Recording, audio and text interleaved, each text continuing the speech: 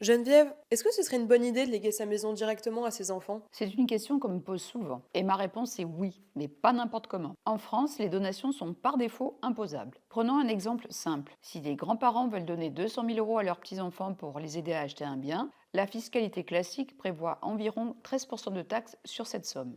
Pourcentage qui va augmenter si la donation est plus importante. Résultat, ils devraient payer près de 26 000 euros de droits de donation. Mais en 2025, une réforme très intéressante a été adoptée. Et si vous avez un projet de transmission dans votre famille, c'est une opportunité à connaître absolument. Dans le cadre de l'achat d'une résidence principale, il est possible de recevoir jusqu'à 300 000 euros de ses parents ou de ses grands-parents, ou oncles et tantes, sans descendance, totalement exonérés d'impôts. Mais attention, cette exonération est soumise à deux conditions.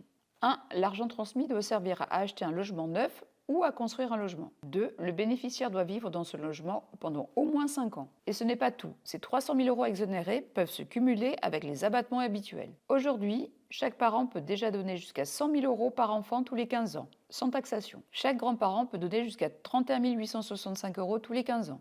Donc, en structurant bien la transmission, on peut transférer des montants significatifs, de manière légale et optimisée fiscalement.